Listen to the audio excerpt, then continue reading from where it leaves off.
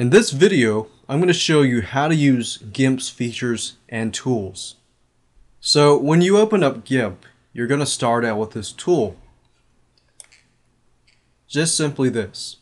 Now once you actually begin to edit an image or create your own image, we'll actually see more dialog boxes such as layers and filters and other different features.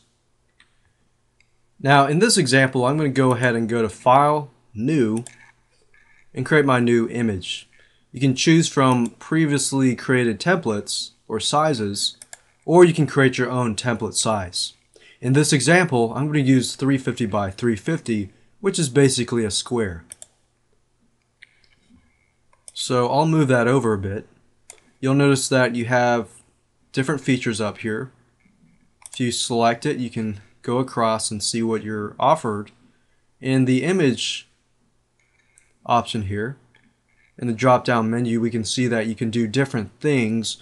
You can scale the image, crop the image, merge the layers, flatten the image, transform the layers, create new layers, duplicate the layers, add colors, work with filters, and I'll move this over just so you can see it better. You can blur, distort, light, shadow, different artistic methods to the picture itself. So that in itself is very similar to Adobe Photoshop, but it's a more scaled down version of Adobe Photoshop. Now here are the actual tools that we will be most likely be using. We'll be using these tools, the Move tool, which allows you to move things around, the Crop tool, this tool here, Free Select tool, allows you to select, let's say we have an image of a person and he's right behind a brick wall.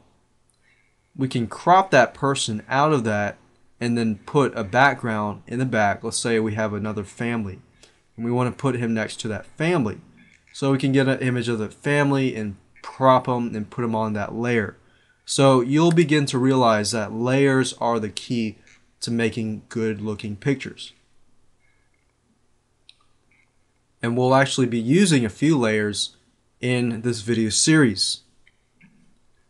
And then you'll notice that you have the text tool, the bucket fill tool, and the gradient tool. The gradient tool is used a lot, especially when you're dealing with Web 2.0, to make that shiny look or the reflection or things like that. In fact, I'll go ahead and use the gradient tool. I'll click on the gradient tool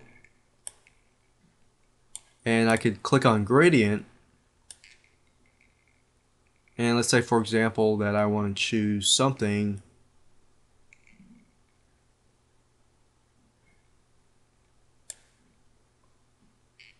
like this, and then I'll drag from here to here just so you can see it's a gradient look, or drag from here to here, or I could even change that back to the original color, change it from linear to something like that. Now let's move on to dialog boxes. If you go to File, click on Dialogs, and go to Create New Doc, click on Layers, which is pretty much what we're going to use. These are the layers. We have layers, channels, paths, and other information, and undos.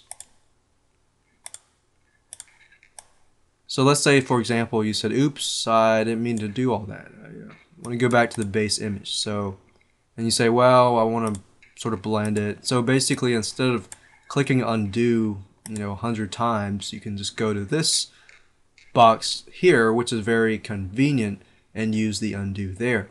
Right here you can see the amount of layers. We're only working with one layer so far. We could duplicate that layer. If we highlight it, click on layer, duplicate layer, you can see that we have a copy of the background. Now with that said, you pretty much have most of the need to know how to create the Web 2.0 graphics that we're about to create in the next 5 different Web 2.0 graphic videos.